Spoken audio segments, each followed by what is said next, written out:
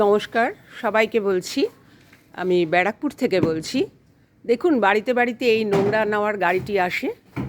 তা সত্ত্বেও আমাদের ব্যারাকপুরের মানুষজনের কীরকম পরিষ্কার পরিচ্ছন্নতা সম্পর্কে তারা কত সচেতন। এই ড্রেন থেকে কিন্তু আমার এই ভাইয়েরা এগুলো পরিষ্কার করেন এবং এদের প্রতিদিন প্রায় আসতে হয় এই নোংরা তোলার জন্য। ড্রেন থেকে কি পরিমাণ নোংরা এরা তুলছে, মানুষ এই যে ড্রেনে ফেলছে, এই ড্রেনে না ফেলে এই যে গাড়িটি আসছে, এই গাড়িটি কী জন্য আসছে? পরিবেশ পরিষ্কার রাখার জন্যেই তো। তা সত্ত্বেও মানুষ এত অসচেতন। কত নোংরা দেখুন ড্রেনে এরা ফেলছে। আমি ব্যারাকপুর থেকে বলছি, শুধু ব্যারাকপুরেই নয়, বহু জায়গাতেই আমি দেখেছি মানুষ এইভাবে গাড়িকে না দিয়ে ড্রেনের মধ্যে ফেলে দিয়ে পরিবেশকে অনেক বেশি নোংরা করে তুলছে।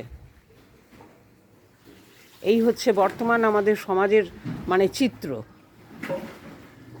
আপনারা সবাই দেখুন।